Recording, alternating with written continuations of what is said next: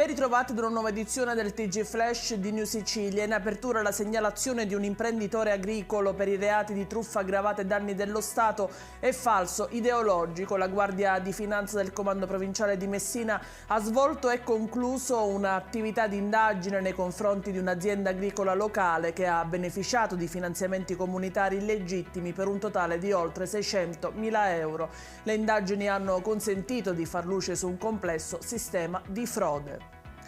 Incidente in queste ore nel capoluogo siciliano, il secondo nel giro di poco tempo. Protagonista il conducente di un'auto che ha mandato in tilt mezza Palermo. Il sinistro è avvenuto lungo viale Regione all'altezza di Corso Calatafimi, dove il guidatore di una Toyota Yaris è rimasto bloccato sui binari del tram. Alcune ore prima invece una ragazza nigeriana è rimasta ferita a seguito di uno scontro tra un mezzo a due ruote e un monopattino. Il sinistro si è verificato in via Notabartolo all'angolo con piazza Matteo Boiardo accanto alla stazione dei tram.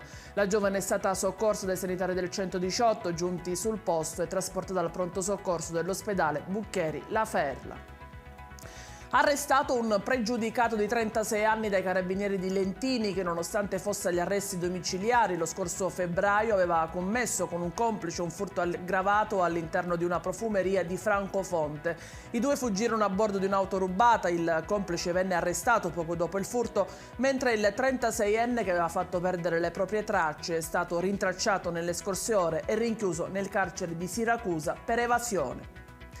E in chiusura lo sport, rientrerà uno, mancherà l'altro. Il recupero di Verre dopo 2 partite di assenza forzata per gli effetti dell'influenza mitiga l'indisponibilità di Gomez, incappato martedì nell'ammonizione che ha fatto scattare il turno di squalifica.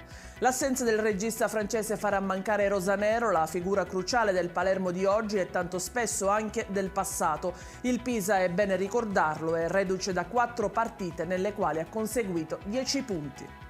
Questa era l'ultima notizia, il TG Flash ritorna con nuovi aggiornamenti alle 14. Arrivederci.